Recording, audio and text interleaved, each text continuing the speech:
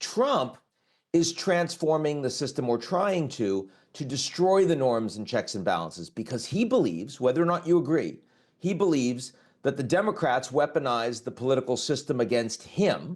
Hello, gang. My name's Aaron. This is Canadian Looney. Get your yeah. Canadian federal politics right here. Smash the like, hit subscribe. If you feel like you have something to share, leave a comment below. We're always curious to hear what people have to say. That's it. Let's get right into the video. This is a wild one. Check this out. Let's go. The United States is experiencing a political revolution, not one against the president, but one being led by the president. So this is David Cochrane. He is a cockroach. He's the lead journalist for our state-funded media, the CBC. It's a disaster. They're always coming down on Trump unprofessionally. It's not journalism what they do. David Cochrane is a hack. That's according to the Eurasia Group, who've laid out their top global risk factors for 2026. The ripple effects of the political changes in the United States have led to some of the other top risks, including the Don Roe doctrine playing out in Venezuela and the USMCA with implications for Canada. Topping that list is U.S. political revolution, with President Donald Trump attempting to dismantle the checks on his power and capture the machinery of the U.S. government. For more on all of this, I'm joined by the author of that report. Ian Bremmer is the president of the Eurasia Group. Ian Bremmer, good to see you again. Happy New Year. Welcome back to the show. Happy to be with you again. We talk about political revolution, and it's to change the person at the top, typically. But you're talking about a political revolution where the person at the top is trying to change the country. Why is this the number one risk for 2026? Because the United States is the most powerful country in the world, and it's going through a period of unprecedented political transformation. We have not seen or experienced a president trying to make changes like this since Franklin Delano Roosevelt. So we made the comparison in the report. And FDR tried to pack the Supreme Court. He failed. He tried to purge his own Democratic Party. He failed. He did transform the country with the New Deal and expanded authority of the executive dramatically, but did it within the existing system, within the existing norms and checks and balances. Trump is transforming the system, or trying to destroy the norms and checks and balances, because he believes, whether or not you agree, he believes that the Democrats weaponize the political system against him, leading to the impeachments and the convictions and the near assassination. And so he feels like he must weaponize the political system against them. And that means politicizing the power ministries, Department of Justice, the FBI, loyal to him, not anybody else. It means controlling the administrative state directly. And it means no more checks and balances on the president. That is unprecedented in U.S. history. You talk about the comparison with FDR. The court, I think you could argue, has largely been stacked, and not completely, but there's a majority there that Trump played a direct role in. The party has almost certainly been purged of non-loyalists at this point, when you look at how Congress, for example, has sort of been captured by the MAGA movement.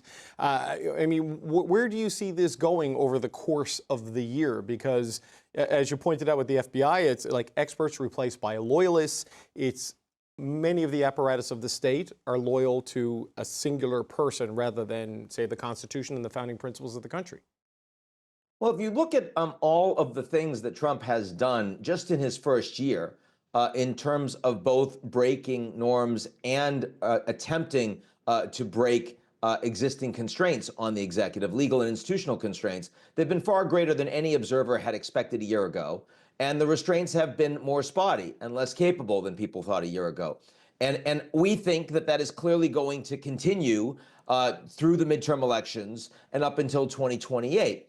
Having said that, even though the political revolution is clearly underway and we don't know what the outcome will be, if you made me bet, I think he will fail.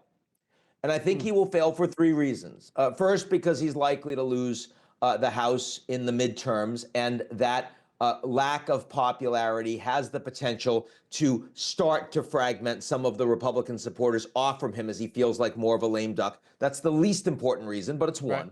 A more important reason is that there still are constraints, not coming from the business community or the banks, not coming from the media, not coming from his own party, certainly not coming from Congress, but coming from the judges and the judiciary and the jury system, coming from the professionalized military, still and also coming from the federal system, from the governors, from the mayors. And of course, it's the states that control the electoral system. That's number two. But the most important reason I think he's likely to fail is because he lacks discipline. It's because he actually is pretty incompetent when it comes to policy. He has a lot of political genius and a lot of impulses, but he lacks impulse control. Like if you really believed, as Trump says, that the principal enemy of the United States is the political opposition inside the US, you wouldn't be faffing about in Venezuela and Greenland. You'd be focusing all your effort and power in trying to destroy the Democrats. You'd be investigating them, you'd be trying to put them in jail, you'd be stopping the funding, you'd use the IRS, and Trump just doesn't have the discipline for that.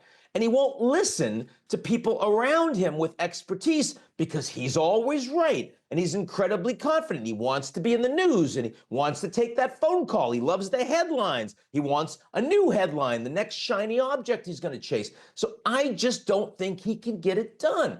And, you know, at the end of the day, sometimes it's better to be lucky than smart. But you draw some stark conclusions here saying that the U.S. can't be categorized as a representative democracy in 2026 and warning that many of the guardrails that held in Trump's first term are now buckling. We can no longer say with confidence what kind of a political system the United States will be when this revolution is over.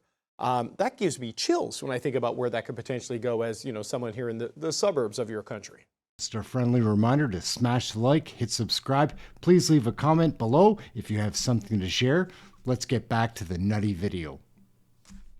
Yeah, indeed. And yeah, I think that, look, there have been three major political and economic revolutions in my lifetime that have had global impact. The first, Deng Xiaoping in China, which was wildly successful, bringing China into the global marketplace, 50 years of unprecedented growth, and look at where China is today. Gorbachev, I witnessed that one personally. Political and economic revolution simultaneously completely failed. Wall came down, Soviet Union collapsed. Third, political revolution under Trump, and we don't know. We don't know. But we know that the reason for that political revolution is because so many Americans believe that the U.S. political system is already not a democracy. It's already not legitimate. When Trump said that the election was stolen against him with Joe Biden, you and I know it wasn't stolen, but people believe him. And not only do they believe him, they believe the system is rigged irrespective. And so they are willing to support someone that wants to break that system.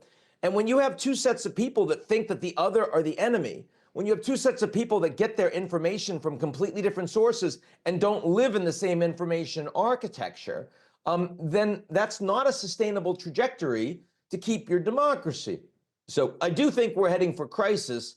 I just think that ultimately we will get through that crisis. But there's no question that it's going to get worse before it gets better. Yeah, the information environment in the United States is something, well, the Corporation for Public Broadcasting just voted itself out of existence, for example, which is something we pay attention to here at the CBC. But you spell out just the consolidation of everything with the Ellison family in particular, CNN, TikTok, all the social media, the algorithms were all in the front row of the inauguration, right? So you can see where that's going. So what does that do to the... You talk about the safeguards and the checks and balances. If people get information from clearly partisan aligned fountains all the time, you know, how do they know what is real, what is not real, and push back against what you're warning about here? Look, I mean, I started a digital media company that, I mean, is not a moneymaker for me. It's simply because I know this is a huge problem.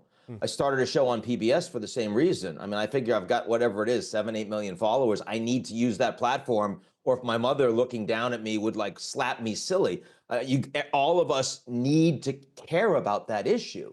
We need more long form, more authenticity, more people that have voices that are willing to stand up so that younger people, so that, you know, people that don't know what to think, what to believe, have a place to turn, and also are willing to air those opinions and those voices themselves. Americans haven't suddenly become evil, but they do feel powerless and they do feel manipulated.